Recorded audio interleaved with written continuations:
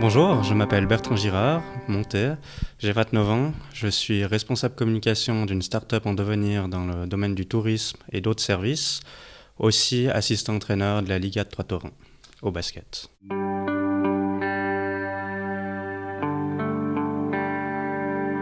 Alors j'ai toujours été intéressé par la chose publique et c'était l'occasion qui fait le larron, comme on dit.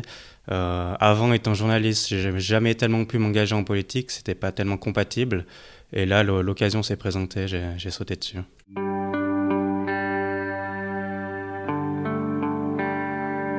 Alors que les Valaisans se rassemblent autour d'un projet, ces dernières années, ça a été compliqué. On a vu des élections, des votations qui ont été très dures au niveau de la confrontation. Et là, je pense que c'est l'occasion de réunir tous les Valaisans autour d'un même projet.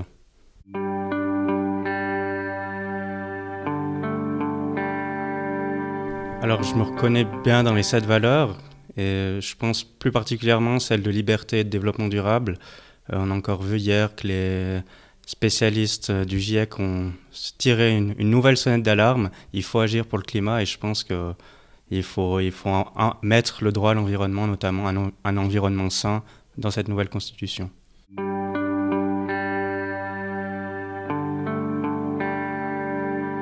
Alors je pense qu'on peut trouver une formule qui soit plus ouverte. On peut dire que la Constitution, c'est ce qui réunit tous les citoyens.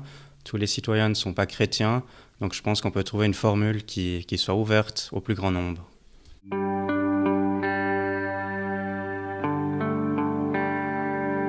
C'est quelque chose qui est possible de faire.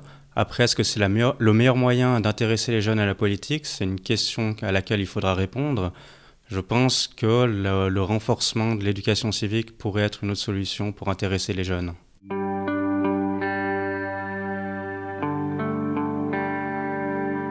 Je pense qu'au niveau communal, pour moi, ça fait sens. Des gens qui habitent dans une ville, qui payent leurs impôts, ont le droit de se prononcer sur les décisions qui sont prises dans leur ville.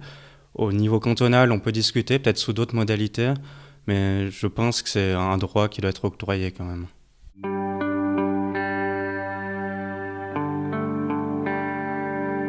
Effectivement, en 1907, je crois que les femmes elles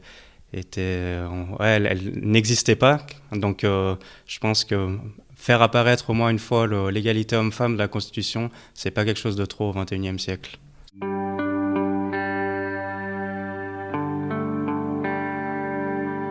Alors forcément, on est dans un canton où il y a du soleil en abondance, de l'eau en abondance.